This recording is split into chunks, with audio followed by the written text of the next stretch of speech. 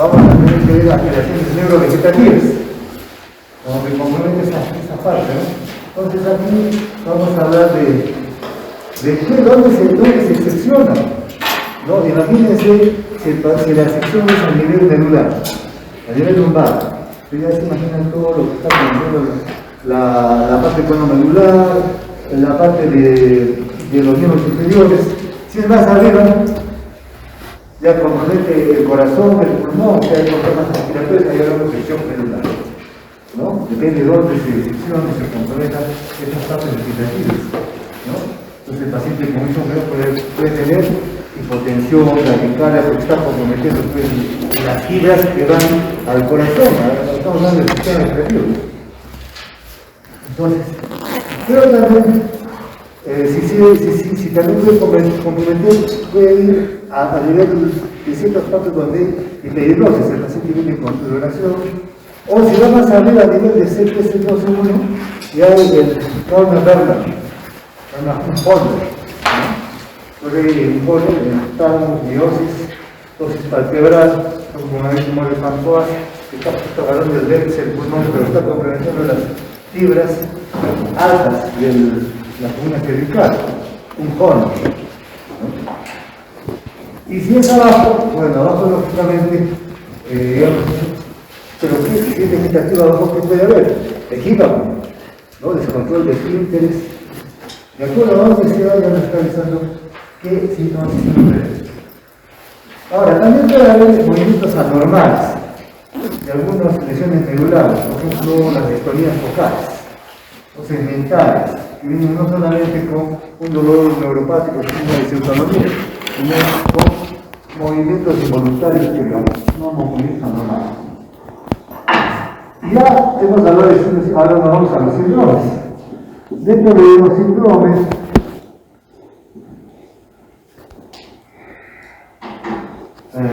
medulares, por supuesto, las lesiones medulares se combinan, ¿no?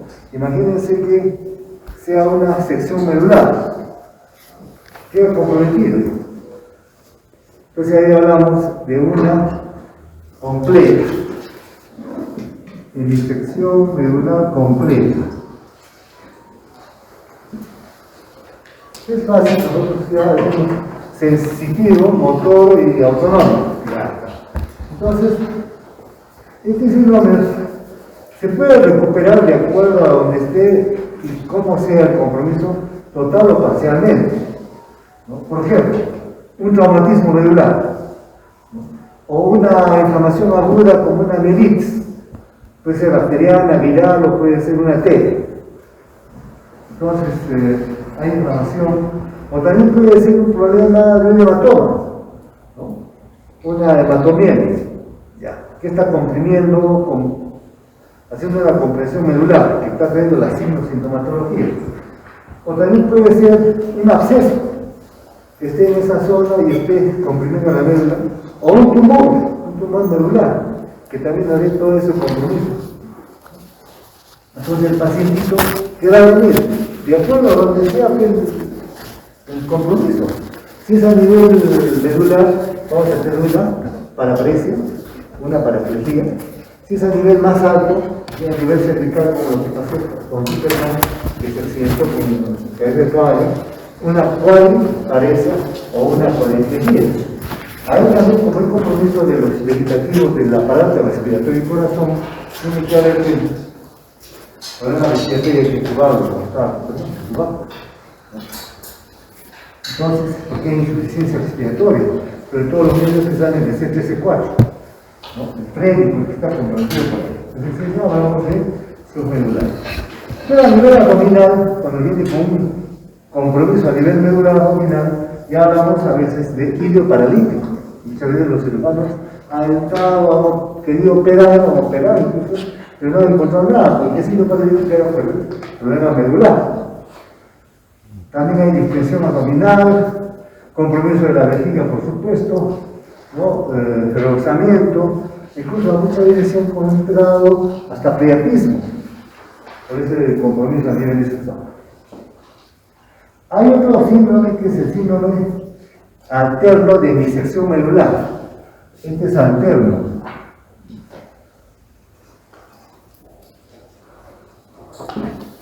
También le llaman síndrome de Bronce 4.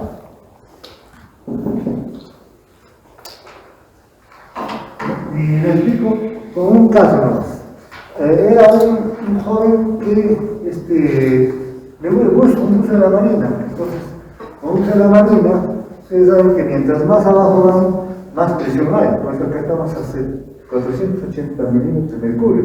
En el nivel del mar están a 760.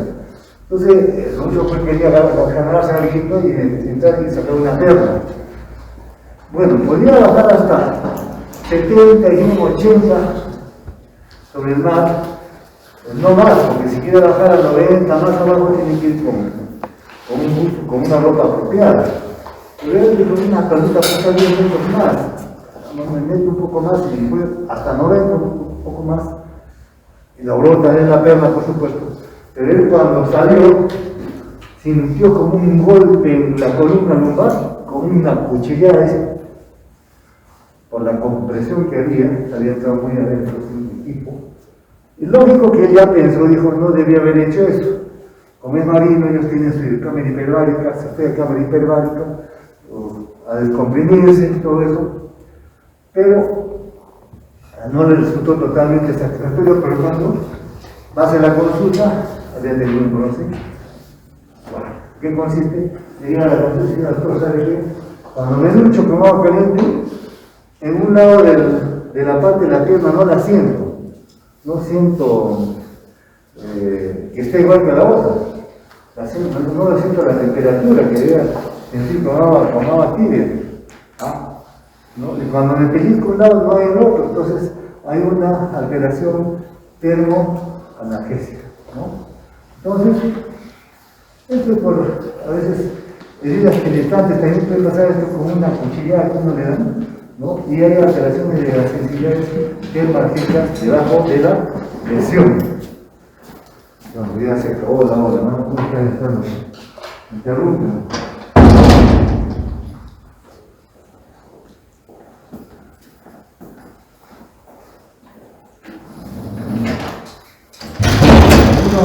Su asistencia, por favor. Bien, entonces, después hay los síndromes centromedulares, también. Los centromedulares que tienen que ver con unos quistes, por ejemplo, que puede haber, tienen compromiso sensitivo, por ejemplo, la sirinomelia que van a escuchar, ¿no? Los ependinomas, que también hacen compromiso a ese nivel. Entonces hay pérdida de sensibilidad termoanalgésica, dependiendo de las fibras que comprometan cuando se cruzan, ¿no? También puede haber motor cuando hay un traumatismo, por ejemplo, ¿no? También que a nivel cervical puede haber una hiperextensión de las extremidades. Y el síndrome medular posterior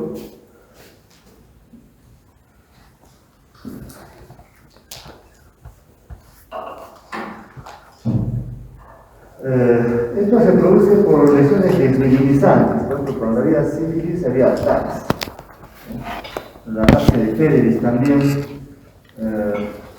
Hoy en día se está viendo trastornos medulares por falta de vitamina B2, que es parte de lo que se debe dar el tratamiento y sí, ya han salido ya producto de esto, porque en estudios de investigación se han encontrado que es una casilla, las mielopatías, también las mielopatías que producen el VIH, ¿no? Las miopatías cérvico-artrósicas, cuando las artrosis se meten ahí por la edad, lo cierto es que cuando hay compromiso de estas zonas puede decir el ermite en la cual el paciente siente que hay un rayo que le pasa por la parte de la columna posterior hacia abajo, como un rayo, que no se puede haber un compromiso medular.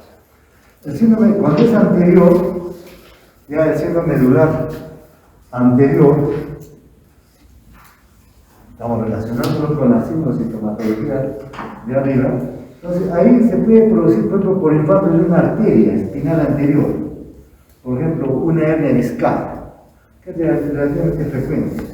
Hay compromiso medular, hay mielopatía, ¿no? También se puede producir por radioterapia, los que están teniendo una neoplasia y están teniendo el tratamiento.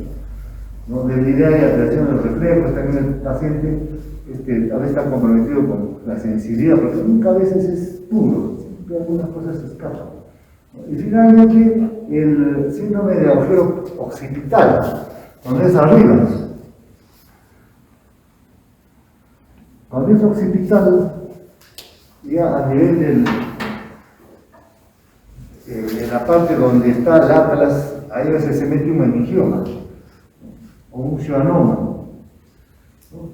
O también puede haber compromisos en pacientes que tienen artritis, una artritis reumatoide, que compromete las articulaciones, traumáticos, las malformaciones hinchables, también que trata de bajar ahí, comprometer estas zonas.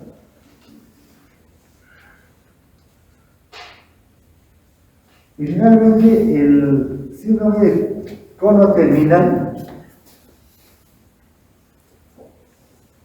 o cola de caballo, le decimos cabo de quina. Esta va a producir, el paciente viene con parestesias de miembros inferiores y algunos vienen con paraparesia. Ya nosotros tenemos que decir, acá debe haber esta zona, ¿no? Entonces uno le saca los reflejos y van a estar con reflejos vivos, a veces también hay cronos, otras veces pueden estar abolidos, depende del grado.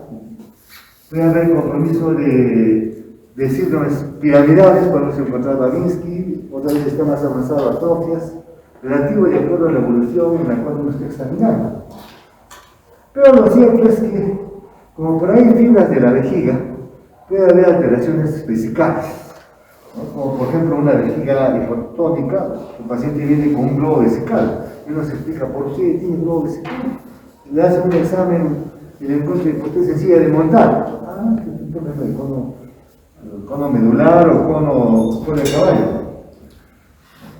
Entonces, lógicamente, también hay disfunciones eréctiles, hay dolores, hay el ACG positivo, los signos de la hidropatía. El paciente viene con todo un dolor intenso que va desde la zona lumbar hacia las extremidades inferiores, con paraparesias, a veces hay paraplegias, ¿no? Y además podemos encontrar debilidad y atrofias musculares en tensores.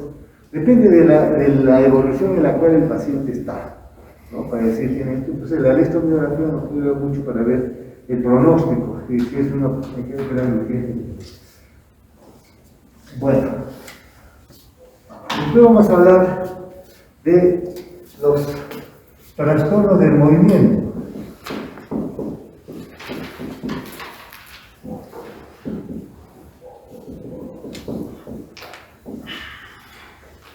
Trastornos del movimiento. Este es un capítulo realmente enigmático, desde que apareció. Los trastornos del movimiento, podríamos decir que Gusell, Werther, Koenig reconocieron la estructura molecular de lo que llamaba la atención en ese tiempo la enfermedad de Huntington. Era apasionante porque encontraron que en la Huntington, por ejemplo, hay un compromiso del cromosoma 4. Y incluso aquí en Perú, en el Instituto de Ciencias Neurológicas, donde se tiene toda una secuencia de los Huntington que hay en el Perú. Están alrededor de los 200 y una gran cantidad, 180 más o menos, era en Cañete.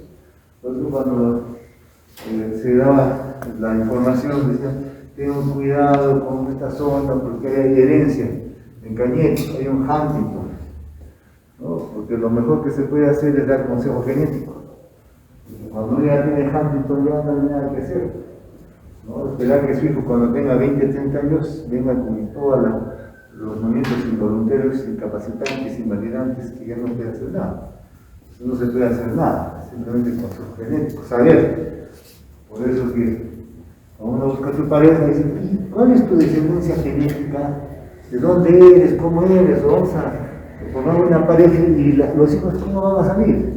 Todo va bien, profesional, todo, pero familiar y la descendencia, terrible, ¿no? ¿no? Entonces, criar uno de esos hijos como criar 10. Es más, en el instituto se tiene ahí, como un museo, algunos pacientitos que ya no los quieren tener realmente en su casa, porque hacen movimientos contorsionales, distónicos tremendos, que tienen que estar con múltiples drogas y a veces ni lo controlan, es imposible tener en la casa. Entonces, los tienen pues en el instituto como museo para que los alumnos vean cómo es una tipo de Corea, por ejemplo. Entonces, este es como decía, un tema muy apasionante, que cada vez he ido conociendo más y más.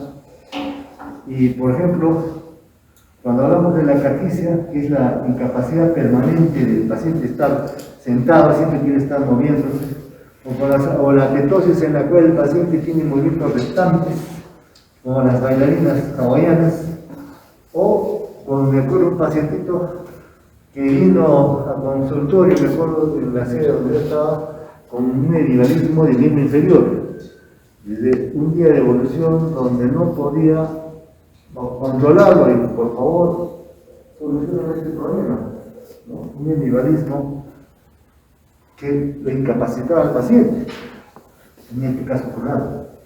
Os voy a haber mencionado las coreas. En cuanto a las coreas, podemos mencionar que hay dos, ¿no? La de Sydenham y la de Huntington.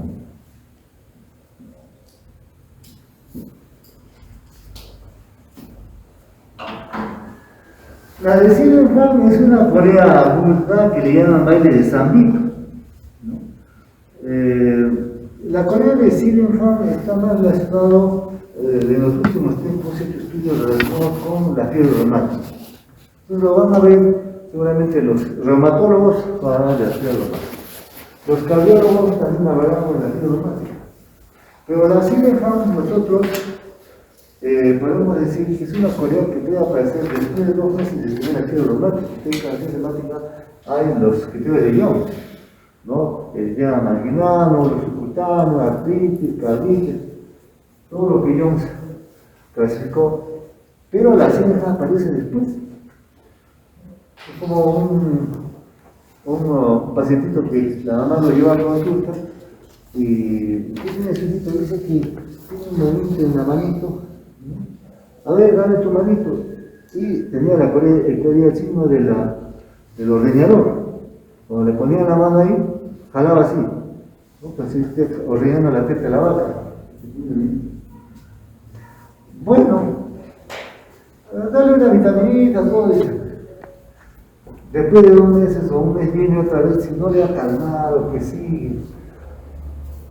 Bueno, nos pusimos a hablar un poco más porque a veces andamos muy ocupados. Entonces, a ver, cuénteme señora, ¿cuándo hace tiempo tuvo fiebre? Sí. ¿Le salió una manchita en el cuerpo? Sí. ¿Ha tenido un nodulito? Sí. Todos los que quieren. Yo te doy caramba. Ya, que lo vea el cardiólogo. Para ver si tenía ya un problema en el corazón, ¿no? Cuando ese niño con los pituitos en el corazón, decía uno no podía decir, yo podía hacer una cardiopatía reumática hasta que no se muestre lo contrario, tener su corea, ¿no? Ya que era tratamiento, porque la segunda vez puede haber más daño a nivel valvular. Ya ves que así, ese niño se siente bien días cada mes, entonces tenía su corea cílica, entonces no se le puede dejar.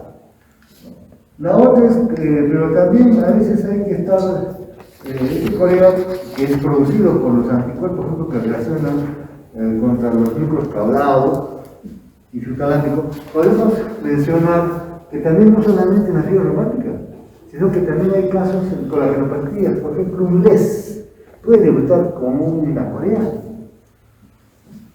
Aparece la corea. ¿Y qué cosa? En el caso que está un LES.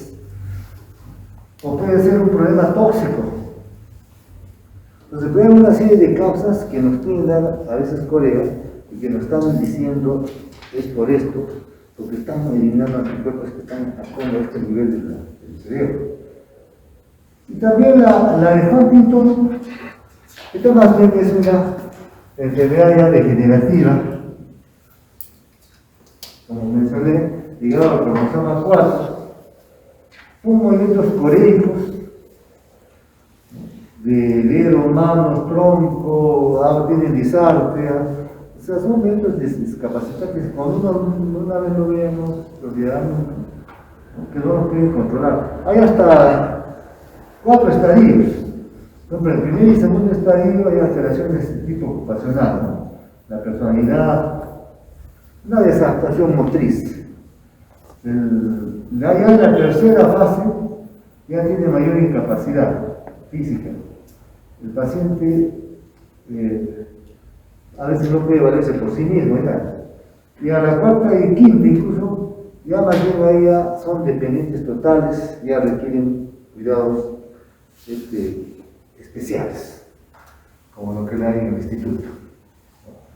Porque ya no los pueden tener en su casa, a no ser que le pongan su enfermera y todos los cuidados.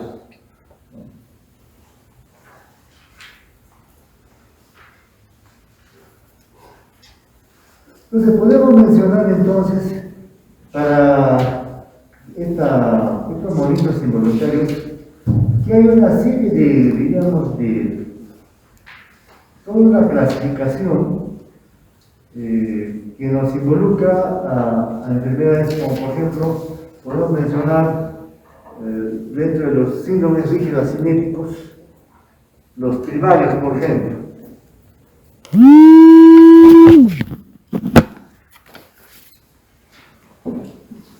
Los tribarios. Dentro de los tribarios mencionaremos a una enfermedad que es muy frecuente, que es la enfermedad de Parkinson, que está avasallando hoy en día en el mundo. O sea, no se debe esperar que uno tenga temblor para decir, es Parkinson. No, antes de que aparezca eso, tienen otras cosas que años están viviendo, porque Parkinson aparece después. Entonces, hay la primaria, con el fe de Parkinson, de cuerpos de leve, se habla de idiopática en la cual no se sabe nada, porque toda su tomografía normal, su resonancia normal, no tiene nada. El paciente está con todos signos clásicos, ¿no? La enfermedad de Parkinson es idiopática, porque no sabe que tiene genéticamente nada. Nosotros ya tenemos su línea, el abuelo ha tenido, el papá también, hay una línea, un mapeo que se hace en Europa, en Estados Unidos lo tienen. Ahora con la doctora María se está haciendo pues este estudio del mapeo de Parkinson a la gente. Cuando ya estén todos los resultados, como lo está haciendo con una universidad de Miami, ya se va a ver cuánto de genética de Parkinson tiene la región sur. Qué interesante, ¿no? Entonces ahí estamos viendo la parte idiopática, pero estamos viendo con ella la parte genética. Entonces tenemos un banco de genética en el instituto, que es el único del país, donde se guardan el ADN para muchos estudios. Entonces, pero otras enfermedades degenerativas también de los primarios son, por ejemplo, como la atrofia multisistémica, ¿no? La parálisis supranuclear progresiva,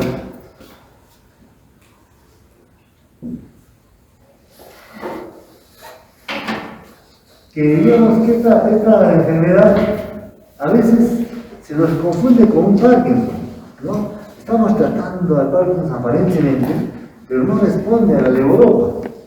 Entonces, ¿qué cosa es el básico rebelde, Parkinson rebelde? Puede ser una parálisis progresiva que parece Parkinson. Es degenerativa, no se sabe la causa, ¿no? Tiene mutaciones de gen como el tau, como da siempre cuando hablemos por eso, ¿no? Más bien el cromosoma aquí está ligado al cromosoma 17. Si la pregunta le está diciendo qué cromosoma está ligado al PC, ¿no? Al 17. En la anatomía patológica, cuando se hace el estudio de cerebros, en el instituto tenemos un banco de cerebros. Cuando un día van a ir ahí, algunos que van a querer ser neurología y neurología, todas unas habitaciones donde tenemos cerebros almacenados para hacer sus estudios con el tiempo, ¿no? Como es nuestra especialidad, parece que nos encara, somos adictos al cerebro, ¿no? Y ahí, por ejemplo, lo característico de esta parálisis supranuclear progresiva es que cuando se hace el corte, ¿no? Tiene una forma de llama, ¿no? Globosa, le llamamos, en llama le llamamos a este estudio anatomopatológico, globosa en llama, en origen, este no es Parkinson, es un estudio en globosa en llama, el estudio anatomopatológico. Generalmente estas lesiones, cuando nosotros hacemos el estudio, nos damos cuenta, porque el cerebro, ¿dónde vamos a cortar? No vamos a hipocampo para hipocampo, ahí lo encontramos. Tenemos zonas donde tenemos que hacer nuestro corte. Y en la clínica, a veces no llegamos a la patología, pero no vamos a la clínica. En la clínica encontramos un síndrome asinético. ¿Qué significa asinético? Vamos a ver el paciente está. Entonces vamos a decir, el abuelo está sentado así, no se mueve para nada, y así puede estar horas sentado sin hacer nada, ¿no? Asinético, ¿no? Hay pérdida de grupos posturales, eso es importante saber porque, igual que el Parkinson, estos pacientitos son abuelos, y cuando viene el nietecito, que a veces los niños que son para allá con una empujadita que le lleva al abuelo, cae como costal. No le decimos bien consultorio. ¿Qué ha pasado? Se ha caído. El nietecito solamente le ha dado una empujadita, ¿no? Y se ha caído como costal. No tiene reflejo, no puede contenerse, ¿no? Y es importante saber que la mitad de estos tienen trastornos oculomotores. ¿Qué significa? A veces cuando el paciente viene con los signos cardinales de enfermedad de Parkinson, como vamos a ver, el paciente viene con vesperespasmo. Y seguro que la levodopa no le va a hacer efecto totalmente. Ya tengo que usar 2, 3 y nada, ¿no? Hasta panipexola. Esta es una parálisis supranuclear progresiva. Con razón, confunde con el cuerpo que tiene vesperespasmo, que me ayuda bastante. En el 50% de las cosas aparece. Nos ayuda al diagnóstico, ¿no? Porque, lógicamente, como los otros tienen trastornos cognitivos, todo parecido. Lógico, a veces encontramos al examen también hiperreflexia, ¿no? Y no siempre vamos a ver que en el Parkinson hay temblor, porque tengo pacientitos con Parkinson atípico de 20 años, que no tienen temblor, tienen como un cuadro atípico. Igual aquí, el paciente viene con otros signos de Parkinson aparentemente, pero sin temblor, ¿no? Que nos confunde, pero cuando hay temblor, sí que diagnosticar, nos ayuda bastante, ¿no? El paciente puede haber palilaria, eso que nos ayuda también. Lo cierto es que estos pacientitos que también pueden tener disfagia viven menos tiempo que los parkinsonianos, 5 o 10 años, fallece. Cuando un pacientito tenía Parkinson no vivía más de 10, 15 años, pero ahora con el tratamiento vive mucho más, ¿no? Falleciendo. Tratamiento también hago de levodopa, pero no con tantos resultados como el de Parkinson. Otro también tenemos la enfermedad de Huntington, que ya hemos hablado, ¿no? La enfermedad de Alzheimer, que ya vamos a ver más adelante, ¿no? Los complejos parkinsonianos, demencia de ELA de Guam, que se descubrió en Asia, ¿no? La parkinsoniano ELA ligado al cromosoma 17 y las ataxias dominantes. Las secundarias,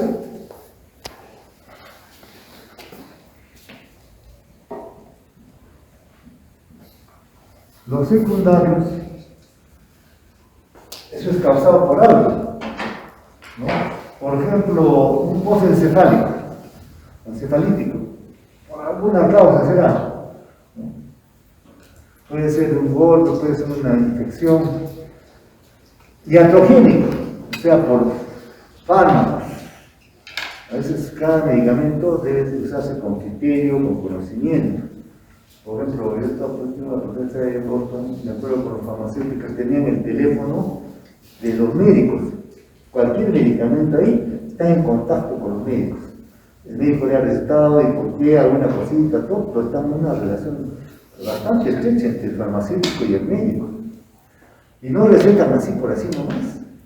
Porque un medicamento puede producir un hipopotario o una meningitis, ¿no? O sea, un medicamento puede producir daño, hasta puede matar, ¿no? Entonces, cuando uno usa, tiene que saber que el conocimiento, el fundamento y la causa por qué lo usa. Si uno trabaja con criterio, con cuidado, no va a haber problemas, el médico puede desempeñar tranquilamente y en paz su profesión. Pero si no toma toda la cautela y el cuidado, ¿no? Al menos en otros países, y acá ya está empezando, están detrás de los médicos, toda una fila de la parte legal para, ¿no?, hacerlo caer. Entonces uno tiene que cuidarse, ¿no? Por eso se estudia, se conoce, ¿no?, y no se avienta. Entonces, cuando uno maneja un medicamento, hay que tener cuidado porque puede producir cualquier trastorno, ¿no?, iatrogénico, ¿no? Por ejemplo, hay también tóxicos, exógenos. Por ejemplo, me acuerdo de un pacientito que se quedó dormido. Bueno, a veces, ¿qué pasa? Uno dice que calienta el motor, ahora creo que no, porque la gasolina estaba subiendo, porque el gobierno no nos ha pagado la subvención 6 meses que debe pagar la gasolina a 5 compradores. Grandes se compran la gasolina de todo el país, para el Perú. Entonces, como no le han pagado, pues, hay escasez, pues, porque ellos son los que compran a nivel mundial, entonces escasea. Pero si no voy a calentar el motor del carro, mientras tanto descansa un rato y se quedó dormido ahí, y cuando el motor prendido comenzó a salir un monóxido de carbono. Felizmente vivió, pero cuando despertó comenzó a tener movimientos involuntarios. Entonces, monóxido de carbono.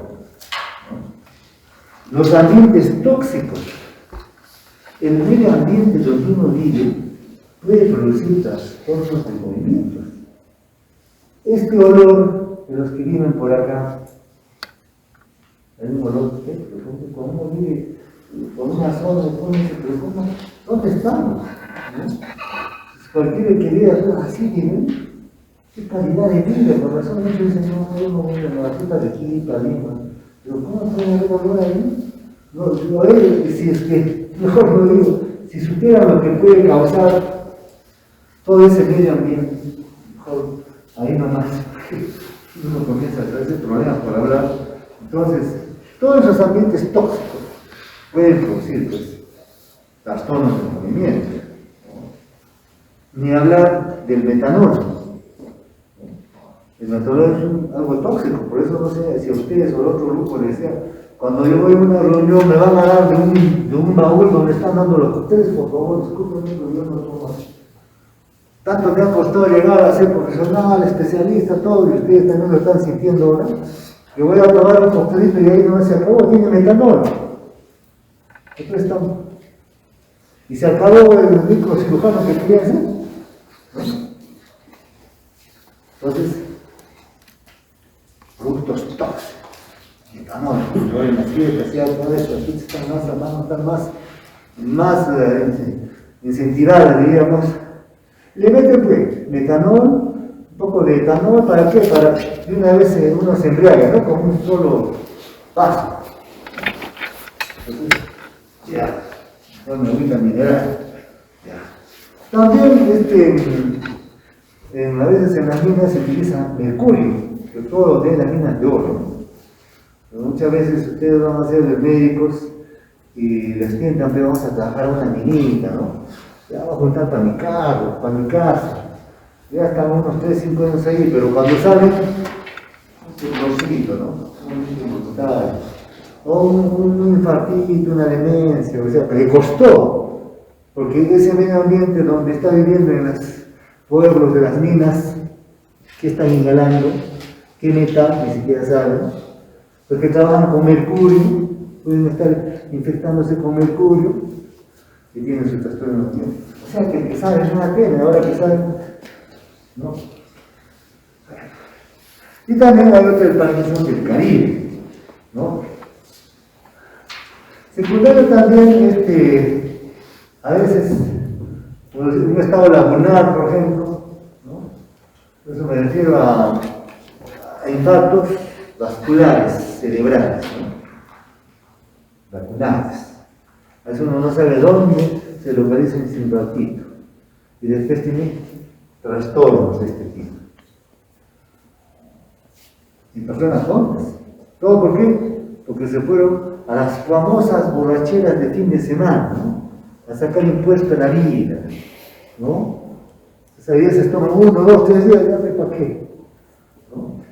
Entonces, corren el riesgo. Entonces, ¿cuántas personas debe haber con trastornos de diferentes tipos, neuropsiquiátricos incluso, que pueden estar teniendo y viven así, y que después de tiempo se les ocurre consultar a un especialista qué es lo que tiene, y cuando uno ve todo su historial, encuentra, han sido las grandes fiestas, ¿no? Tanto sacar impuesto a la vida. Ahí está, ¿no? También las famosas encefalopatías pugilísticas. O sea, yo no sé hasta qué punto en esta época el ser humano puede estar golpeando ojos, ¿no? Ese es un deporte que ya no debe haber, es un deporte atrasado. ¿Cómo voy a estar golpeando a mi semejante, pues? ¿No? Mientras el ser humano esté en más nivel, ya ni siquiera va a hablar, va a comunicarse mentalmente. Y esa es la diferencia cuando uno, por ejemplo, ustedes se van a ir a Europa a vivir, a algunos otros niveles, van a ver que desde niños a sus hijos les hacen estudiar música clásica, ballet, ¿para qué? Para modular su cuerpo, ¿no?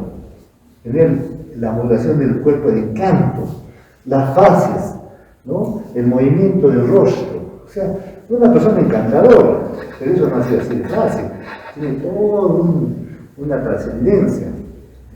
Hasta cuando renega se le ve la belleza del renegón, ¿no?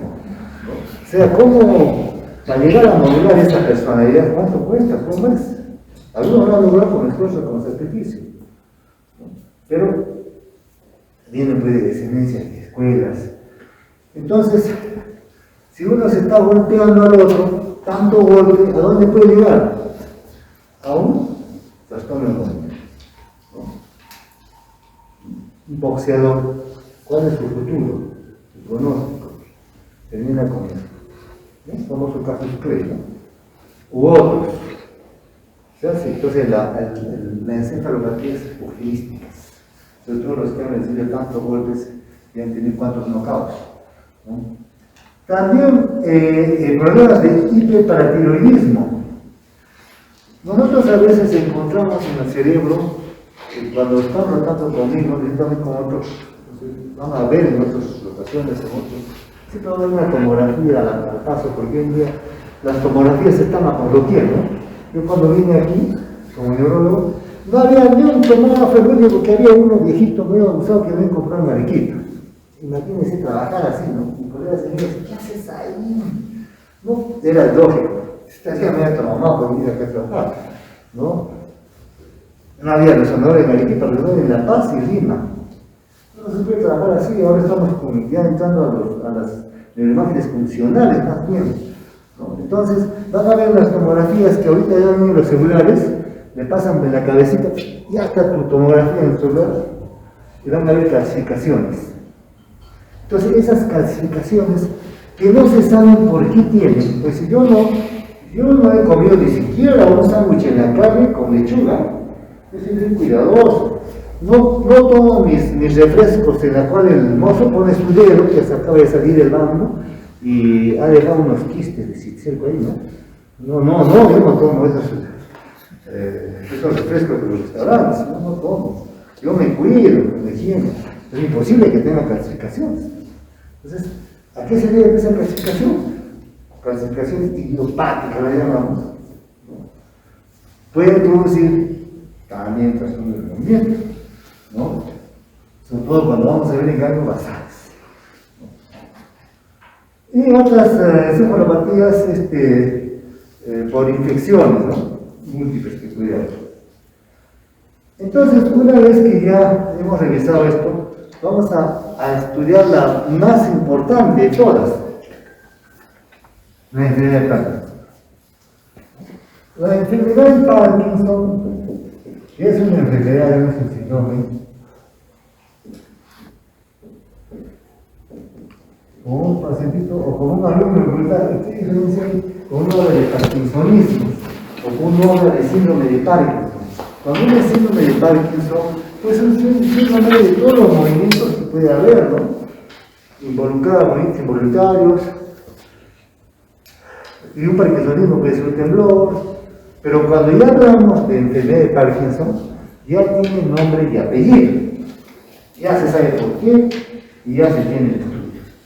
Y hoy en día, pues es una enfermedad que está asallando, como decíamos, al mundo, ¿no? Y se están encontrando muchos pacientitos con Parkinson atípico, porque es fácil diagnosticar cuando el paciente viene con su temblorcito, ¿no? Pero ya, pues hasta el portero dice Parkinson, ya está. Pero cuando no tiene temblor y otras cosas, como bueno, tiene hipoacusia, tiene solo cialorrea, ¿no? Tiene un dolorcito lumbar, tiene otras cosas, o sea, son estigmas que ya está empezando su enfermedad de Parkinson. Entonces, ahí es donde ¿qué debemos hacer? Entonces, digamos entonces, en una introducción que es una enfermedad neurodegenerativa progresiva, ¿no? Por una degeneración de qué neuronas, las neuronas dopaminérgicas nigroestriadas. ¿Qué significa? Sustancia negra y estriada. La sustancia negra y estriada agarran las 90 y tanto % de las células que producen dopamina. Por ejemplo, la sustancia negra produce el 80% de toda la dopamina, y la dopamina pues sirve para controlar pues, los movimientos, ¿no? Y tiene muchas funciones más también la dopamina. Entonces, ¿qué pasa cuando uno ya tiene 30 años? Ya tiene 90% de sus, todavía 10% sea malo, y se vive en una zona tóxica como aquí. Entonces, si toma agua de pozo como de primero, que es medio pues ya se está tomando agua de pozo.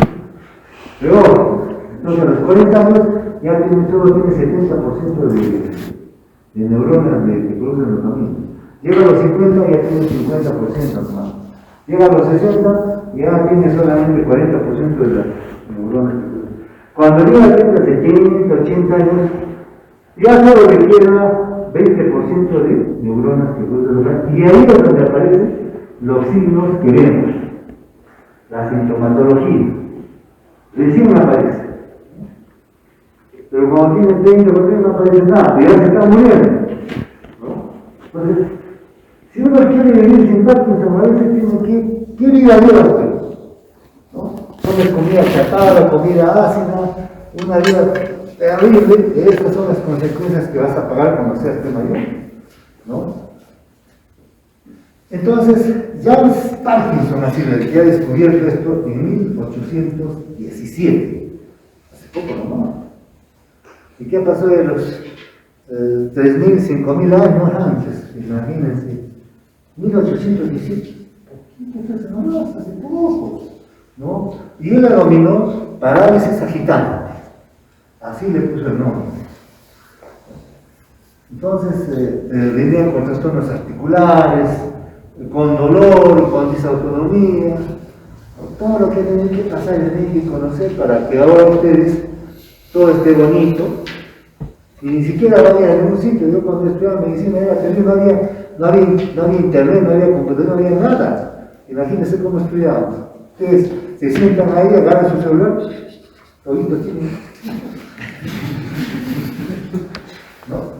Entonces, ya en 1961, Bismayer ambientó por primera vez la famosa levodopa.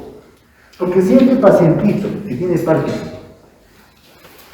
en su sustancia negra, en su esquiática, ¿no? La sustancia negra,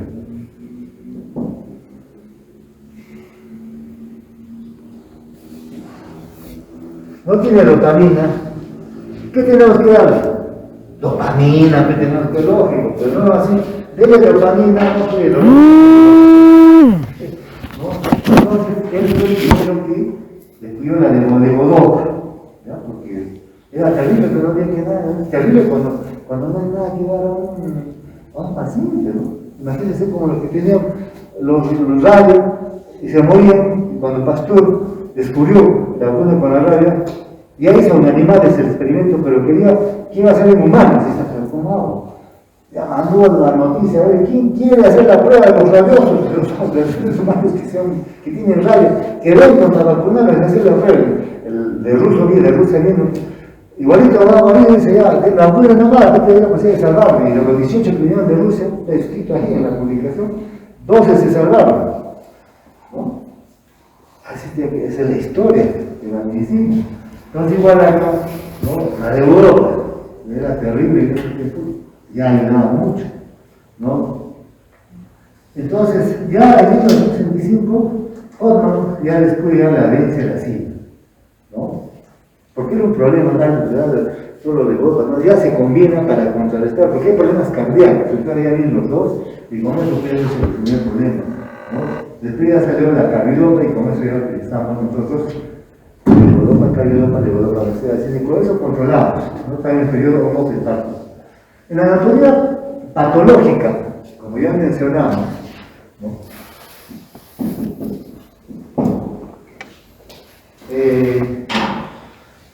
Podemos decir que la sustancia negra, ¿no? Y el externo, eso lo lleva todo, ¿no? Entonces, es lo que hay que decir. El problema es a nivel oxidativo, ¿dónde? A nivel de las mitocondrias, de estas neuronas, de la sustancia negra. Y el externo, en mitocondria existe un estrés oxidativo por la industria en la cual uno vive, o lo que está inhalando en el ambiente. Por ejemplo, una persona, lógico, a uno le gusta mucho la naturaleza, que es cuando sean ya médicos y de repente dicen, entonces dejo mi casita, me pongo mi jardín ahí, con una mesita ahí, ¿no? Con flores, rosas, y ahí se toma su almuerzo tipo arzobispo, ¿no? Feliz ahí, lógico, se lo merece. Qué bonito, ¿no? Fin de semana, cuando queda tipo arzobispo, rodeado de la naturaleza, plantas, flores, rosas, ¿no? Que es una maravilla. Pero, y eso pasó aquí. Entonces, una vez se agarra el polidor, el desinfectante de plantas, ya, está ahí bonito, yo estoy saboreando todo, y el polidor se está inhalando. Y después uno termina, compadre.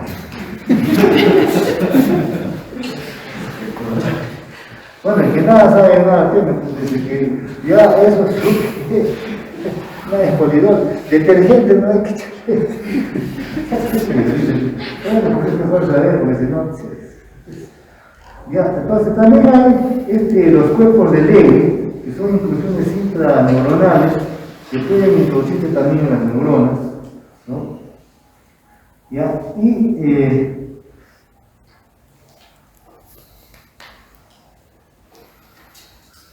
en la epidemiología podríamos mencionar este problema epidemiológico, pues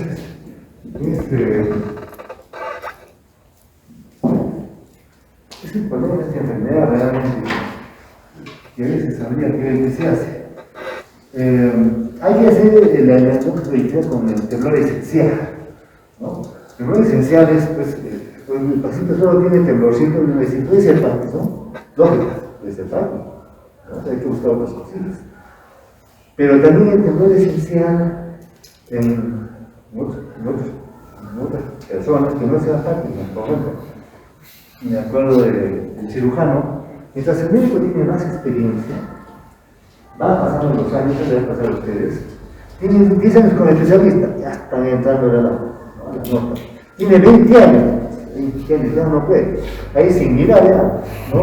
Tiene 25 años, ya no. Entonces, ¿qué pasa con este gran maestro que ha escrito 2 volúmenes, cirujano? Tantos años puedo operar hasta sin ver. Pero el problema que tenía era temblor esencial, porque el temblor esencial aparece en las 2 manos. La diferencia del Parkinson que aparece en una mano que se va al pie, aparece en otra mano que se va al pie. Pero en este lado, esencial. Entonces, ¿cómo lo hace? A veces el esencial que nos va a quitar las cosas, hasta probador. Bueno, más práctico es, había la prueba del diagnóstico diferencial terapéutico, un trago. A ver qué tal va. Un trago, caramba. Entonces, ¿qué hace el cirujano? Porque él dice, ¿qué genuinamente temblorcito, se ha llevado maravillas con el estudio lógico. Los que tienen praxias, eso es lo que uno a veces a uno, es un elemento porque tiene praxis, que hace maravillas con la manita. Cirugía plástica, microcirugía, claro, porque también le reembolsa buena cantidad, ¿no? Entonces, tenía su praxis, su conocimiento, tenía su casillero porque fue director del hospital y una gran presidente dedicando al colegio médico, su casillero y su whisky 5 estrellas, su whisky etiqueta azul. ¿Toca operar?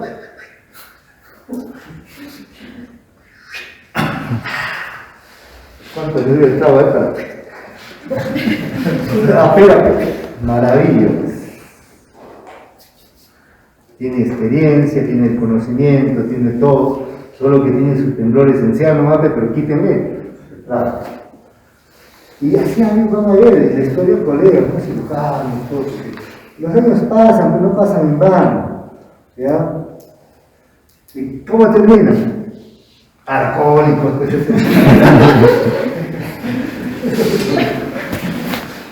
Bueno, que disfrutar, ¿sabes? ¿No? ¿Qué voy a hacer? ¿No? Entonces, digamos que aproximadamente está de 4.5 a 21 por 100.000 habitantes. En Shanghái, por ejemplo, 18 por 100.000 habitantes, en Moguel 320 por 100.000 habitantes. Bueno, sería bueno hacer un estudio aquí, en esta parte del país, en nuestro Perú, otra investigación, para poder decir cuánto hay, ¿no? Por 100.000 habitantes. ¿Y de qué tipo? Típico, es maravilla para hacer investigación. Y si nos metemos más profundamente, entonces podríamos dar información de esto está pasando. Claro, estamos haciendo profundamente la parte genética, pero falta en el campo clínico, para poder decir tantos años, no tenemos nada. Y finalmente, para hablar ya de la clínica,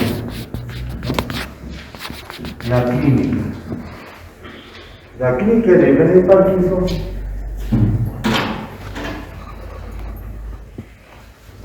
al principio los síntomas van a ser engañosos y lentos. Por ejemplo, el pacientito puede venir con depresión, con senectud, dicen, ¿no? Así viene, está viejito, ya está empezando, ¿no? Entonces, aparece de forma unilateral, el paciente comienza a tener rigidez. Y a veces tiene pacientitos que vienen con dolor, ¿no? Ese dolor es por su Parkinson. ¿Ya? Le estamos dando analgésicos, esto, aquello, pero que no tiene dolor, ¿no? Tiene dolor y no sabemos qué es Parkinson. Le manda al reumatólogo da su corticoide, sí, y no se achunta que es una enfermedad de Parkinson, hasta que después uno dice, así empezó, ¿no? Entonces, viene con problemas reumáticos. Entonces, cuando ya tiene su temblorcito, ya obvio, pues, ya consulta al facultativo, ¿no? Pero en sí, si decimos, de acuerdo a un alumnito vino, quiero un examen extraordinario, porque ya terminé mi carrera, porque llevaba neurología, no sé si ahora van a cambiar, neurología, cardiología, reumatología, todas las logías separadas, ¿no? Yo tengo mi curso ya para el sistema, es un curso autónomo, independiente, ya, extraordinario. A ver, le digo, mira, extraordinario, ¿no? Ahí. Dime los signos cardinales, escríbeme aquí una pregunta, ¿cuál de los tres preguntas más? Signos cardinales del Parkinson, ¿qué es Parkinson? Pues no sabía, oye, pues sí me habló, ¿no? Temblor.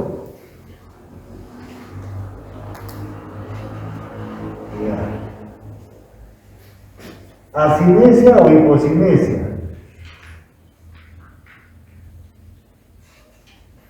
Rigidez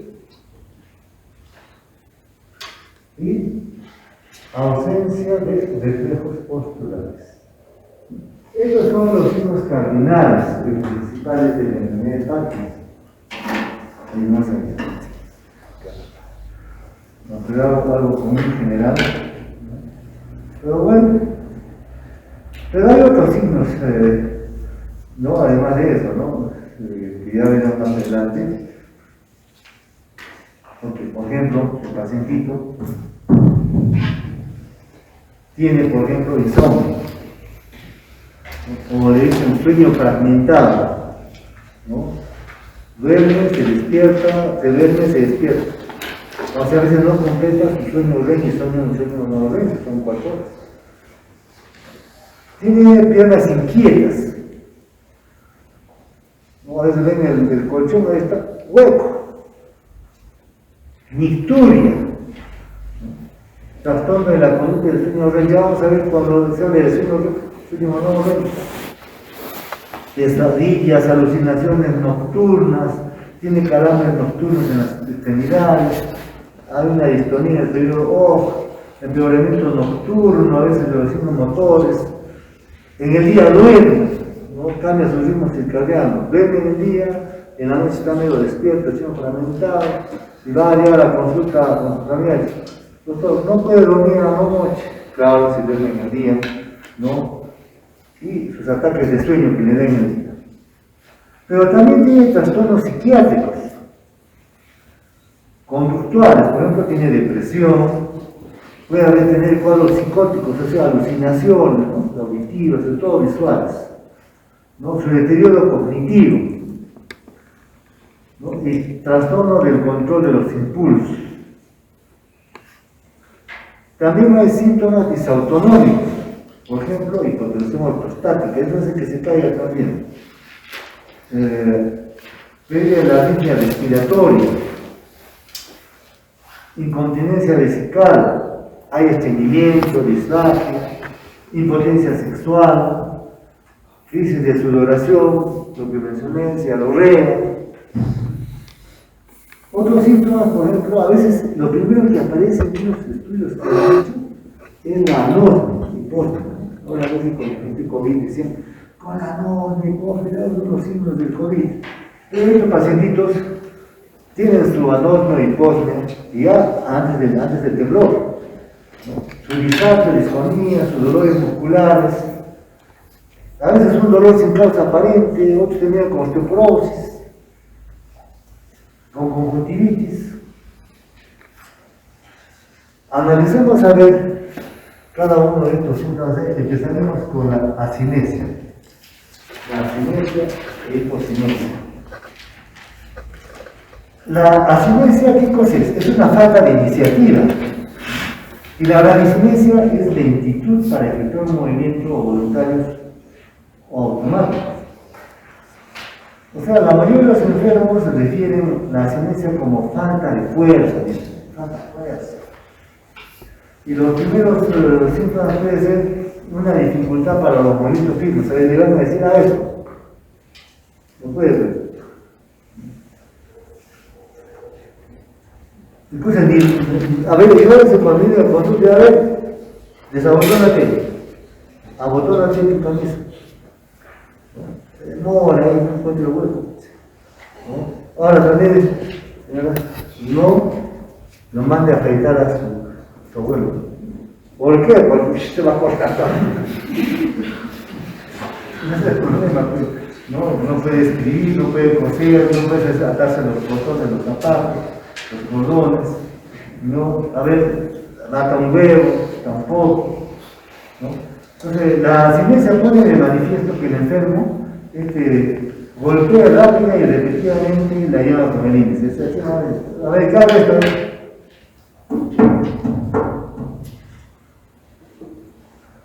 O también algo característico es cuando yo veo a las autoridades, a los que son personajes, ¿no?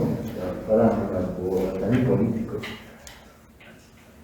A ver, lo caminan así. Eso oye una presidente que pusiste. O tenemos el ministro de Economía, ¿listo? Sí. Tiene su parte, pero como decía, hay una diferencia entre el Parkinson y demencia de siempre. Demencia de siempre, cuando vemos a ver ahí el único, ¿no? Parece que está pensando en grandes cosas, sus miradas, sus pensamientos, sus tonificada, su rostro, un gran pensador. En cambio, el de Parkinson está así, debe estar depreciado, dice, pero cuando uno compara, ya está dándose cuenta el parkinsoniano de todo, ¿no? Está, por eso es ministro de Economía, ¿no? Siempre que es el temblor, se pone una prioridad, le funciona con esta parte cognitiva. En cambio, la gente está más bola de mensaje, ¿no? Pero confunde, ¿no? Entonces, también hay un problema en estos pacientitos, que es que el enfermo de Parkinson desarrolla, pero tiende a permanecer quieto, inactivo. Eso le pasa a usted cuando enamoren a una hermosa dama que está en todo su derecho. De repente sale el papá o el abuelo que tiene cierta edad y sale con una cara inexpresiva. Entonces no es que él no esté de acuerdo, porque sí no está de acuerdo que su hija esté con un futuro médico. Entonces, lo que pasa es que tiene un Parkinson.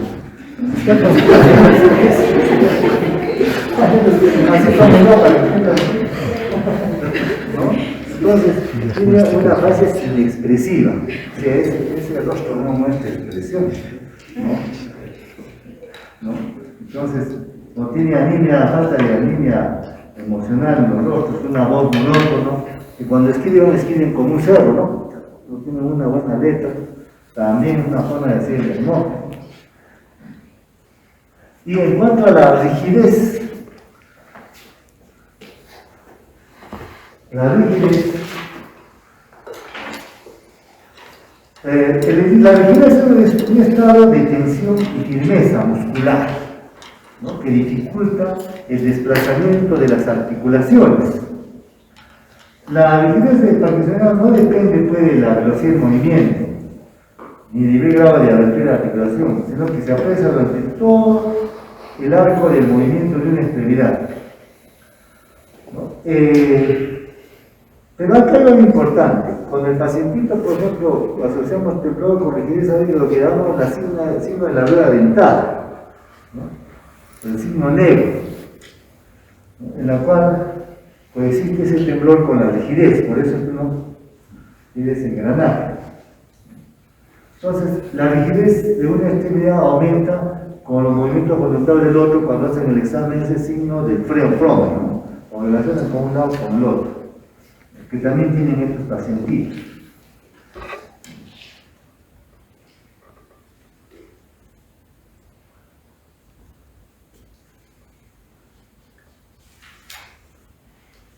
Veamos el temblor. Este es un signo, digamos, uno de los primeros signos, el temblor. El temblor típico es de reposo, ¿no? Porque también se va a ver temblor en acción, pero generalmente es reposo. Y ese es el típico temblor del parkinsoniano.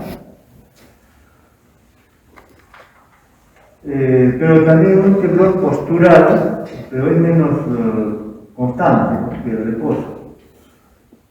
Entonces se pone una postura y puede tener temblor. O el temblor en acción o intencional. Eso también no es tan frecuente, pero puede darse, ¿no? Como por ejemplo tiene un temblor al servir una taza de café.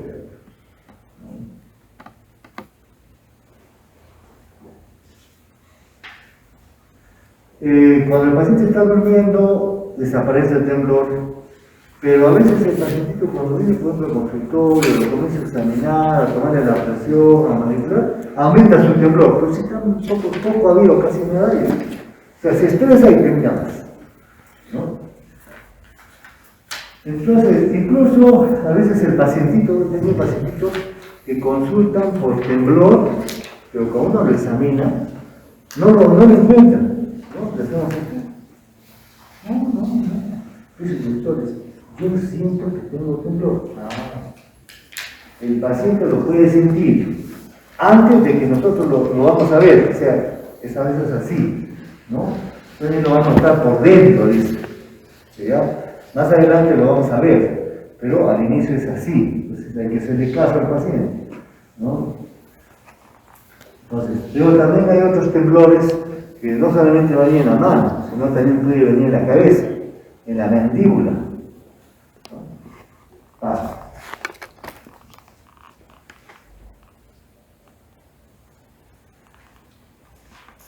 Los trastornos de la postura.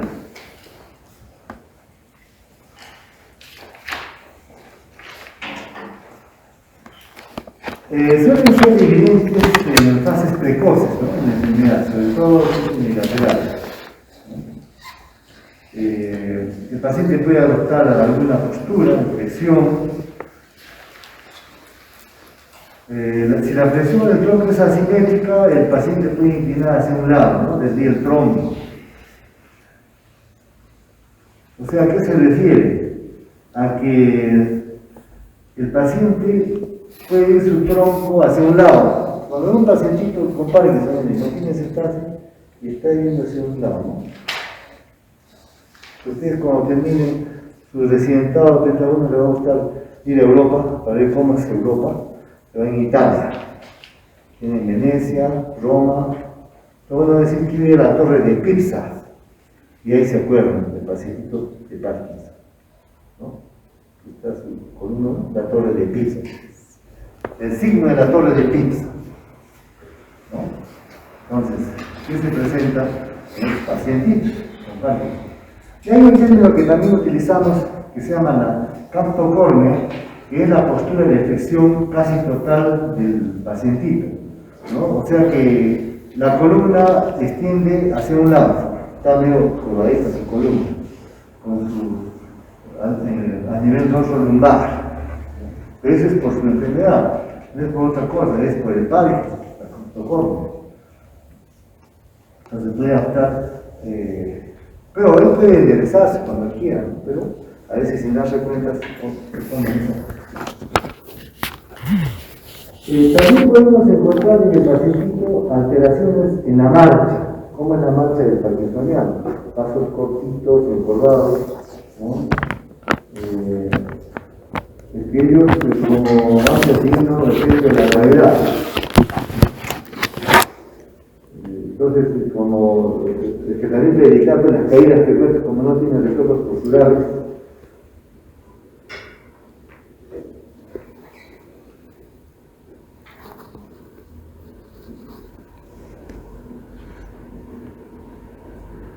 las caídas se deben, como hemos mencionado, a las pérdidas de los reflejos posturales. Y hay que tener cuidado con estos pacientitos y explicar a los familiares que no tienen reflejos de este tipo y que pueden caer. Y como son pacientitos que tienen osteopenia, osteoporosis, una caída de eso se produce una fractura. Y de ahí nomás ya empieza su debate, no tienen ejercicio. Entonces ellos no saben que cuando están caminando, ¡ay! No pueden hacer eso ahora. Siguen caminando, no tienen reflejos posturales. Entonces hay que tener cuidado con las caídas que pueden tener pacientitos.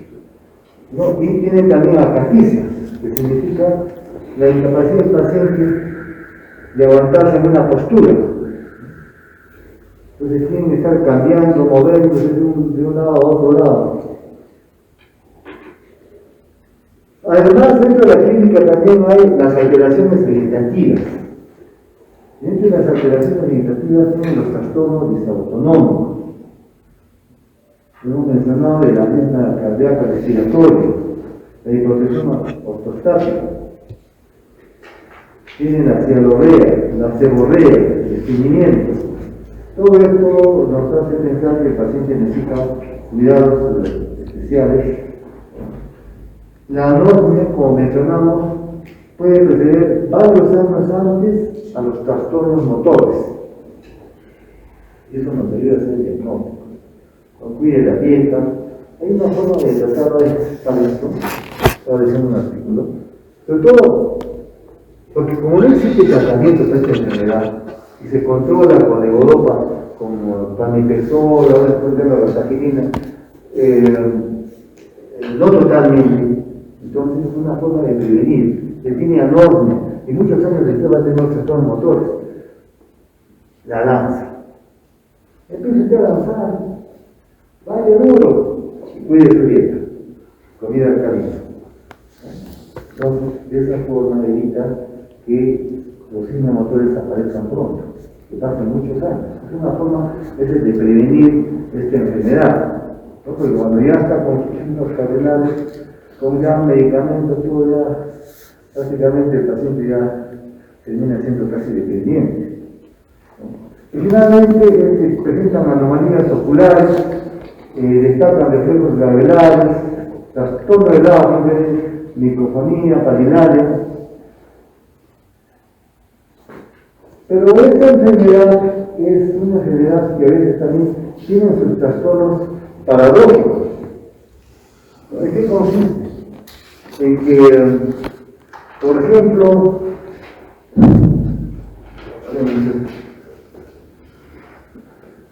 aquí me refiero, pero eso es como el ejemplo. Imagínense que está en la equipa, el abuelo tiene sus propiedades, ha dejado buena herencia a los hijos, ¿no? Y los hijos ya están bien económicamente, todo bien, pero el abuelo tiene su jacuzzi, su cama de agua, todo en el tercer piso. Ya han puesto pues su penthouse. Y de pronto hay un temblor, ¿no? Grave, un temblor. Esa galletita está muy sensitiva a los bonitos sitios. Hoy todos vamos corriendo, ¿no?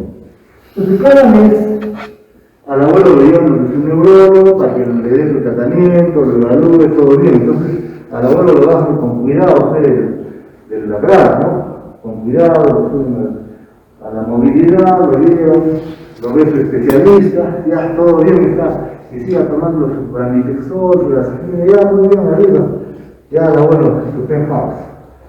De repente hay un temblor y todos salen de la calle, nadie quiere quedarse, todos salen de la calle y el abuelo lo ven bajando así.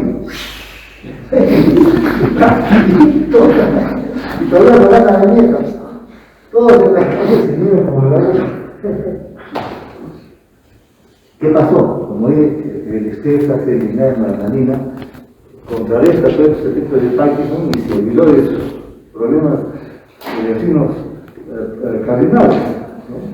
Una vez que pasó todo eso, ya ahora vuelve a lo normal, ahora si uno no llega poquito, no va a subir corriendo. Bueno, continuamos el próximo.